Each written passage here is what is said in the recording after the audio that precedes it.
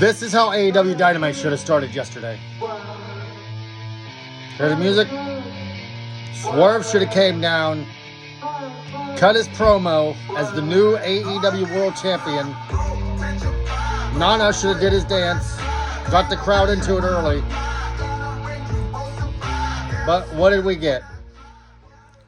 We're going to dive into this because this is my new, I decided to do this. People have been asking me about this because I'm, diehard wrestling fan. Rocked the Cody Rhodes shirt today. So Dynamite could have been Dynamite. So many things went wrong last night. So many things went right. Let's dive into it. Okay, the opening of the show. There's no doubt in my mind. They fucked this up so bad. It's unbelievable. Like, whoever wrote the beginning of this show should be fired. You just crowned, and this is, I don't get this with AEW. You just crowned not only a new AEW heavyweight champion, you crowned the first African-American AEW championship in your short history. Swerve is white hot right now. So instead of hitting his music and getting the crowd instantly into this show, you bring out Orange Cassidy and Trent Beretta? Trent Beretta hasn't been relevant since the Chevy Beretta been relevant. Okay, second, Swerve should have came out, cut a promo like he knows how to do. You should have had Prince Nana dancing to the theme song, get the crowd all jacked up for the show. That's how you start the show. There was no reason in hell for Orange Cassidy to start the show. And then here's another thing that really pissed me off. So instead of having Swerve's celebration moment with balloons and whatever, you have him fight Kyle Fletcher for I don't even know what the hell it's called. It's if he wins, he gets a title shot. But if he loses, he's done. Okay, here's the thing. You just came back with the ranking systems, okay? Kyle Fletcher's not ranked number 2. So he should have never fought Swerve. That's 1. 2, you didn't even give Swerve a mic. This brings me back to why I don't like AEW when they crown new champions. The only new champion I think came on the AEW Dynamite afterwards after winning the belt. I think Samoa Joe did. CM Punk did because he, let's face the fact, he's just a camera hog. He needs all the attention. He's like a little child. That's not a bad thing. That makes money. When MJF won the belt, and everybody was ecstatic about it. Everybody's like, oh, what's he going to say Wednesday? He wasn't even booked for Wednesday. We had to wait a whole following week. Excuse me, I got a cold. So, Swerve should have got that spotlight. He should have cut his promo. He should have, Samoa Joe could have even came out and shook his hand. That would have been a nice little gesture. Or they could have did a video cameo with Hangman Adam Page saying, keep the title warm because I'm coming back. Something could have been done. And why, back to the AEW championship match. Well, not even a championship match. It's just Swerve's match. Kyle Fletcher's not on Swerve's level, okay? He can wrestle his ass off. He really can. But that's here or there.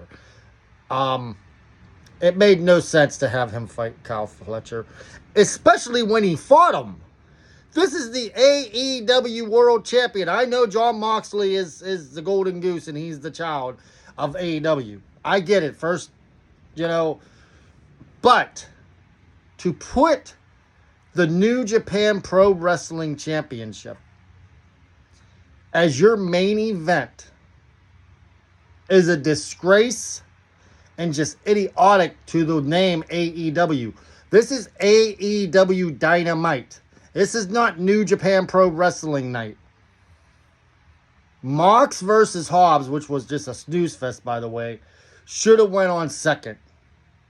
I understand they probably didn't want to give Swerve the promo that he deserved because they didn't want to overshadow Willow Nightingale and Mercedes Monet's little promo shoot. Mercedes getting better on the mic. She's getting comfortable with AEW. You can see it coming now. Everybody's crying because she hasn't wrestled yet. I said from the rip she wasn't cleared. She's supposed to be cleared by May, so she will be fighting Willow Nightingale. Now, two things could happen here. I think Nightingale retains. It would be dumb just to make her a transition champion. The story would go better if this is how it has to happen, though. When Mercedes Moné goes to do a move, Chris Statlander interferes. Willow don't see it, and she gets the 1-2-3. Now her victory's tainted like the New Japan, like the Stardom was. But if you let Mercedes Moné win this title, it makes no sense storyline wise. Where to go now? The Tony Khan, Jack Perry segment. It might just be me, but that has Vince McMahon written all over it. He made headlines this week stating he's starting a new wrestling promotion. Bullshit. I think he's joining AEW. I think he's in Tony Khan's ear. I think he's feeding him ideas. Because that Jack Perry segment was great. Minus the microphones that were cutting in and out all night from TBS. Thank you, TBS, by the way. Fucking loved that. It was like I was at the show. It was echoing like a bingo hall. But this is what needs to happen with this storyline. Everybody wants to know what's going on with the storyline. Now we're intrigued. Now we're cooking. Jack Perry comes out and says, I had my greatest times of my life here in Jacksonville. And then he comes out, and Tony Khan comes out with his big cheesy smiley face and his little thumbs up and this and that because he's not a TV guy. And Jack Perry says, basically, let's bury the hatchet. I love AEW. Everything I did was always for AEW. Shake my hand. He shook his hand. That means he's reinstated. And the microphone shot heard around the world. He hits Tony Khan in the chest with the microphone. Tony Khan just falls over like a leaf. And then the Young Bucks come out like they're going to help Tony Khan. But we all knew where this was going. The way they picked him up, set him up for the EVP, but they didn't do that. They should have, but they didn't. They hit the, whatever the hell it's called, Meltzer Driver. And that was such a badly performed move because they didn't want to hurt Tony Khan. But the money was his dad coming out looking concerned about his son.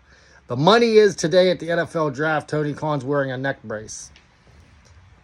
Where does this story go? Where should it go? My money is, I think Jack Perry and the Elite should just come out and start bullying Tony Khan, and Tony Khan just like bowing over because he's scared of getting beat up and this and that. I think Kenny Omega needs to get in Tony Khan's ear. His dad should be on TV and say, look, son, you're too damn nice. It's time to be aggressive. It's time to be basically Vince McMahon, ruthless aggression. But I think it's going to come a time where Jack Perry's going to have him in the ring and he's going to like do a Back to the Future thing where he's going to intimidate him, and Tony Khan's going to have enough. I don't think he could punch him because I don't think he could pull that off because he has spaghetti string arms. I think what he should do is Jack Perry should take him and throw him against the rope, and as Tony Khan springs back, Tony Khan hits a spear and lays out Jack Perry and retakes his company. That's the receipt. That's how it needs to end. This storyline got everybody intrigued. I can't wait to see what happens next with this storyline. Swerve better get his spotlight next week or I'm going to be pissed. But that's it for AEW Dynamite. We'll do this for SmackDown on Saturday. Let me digest everything. Let me know what you think about this. This is my first wrestling weekly video.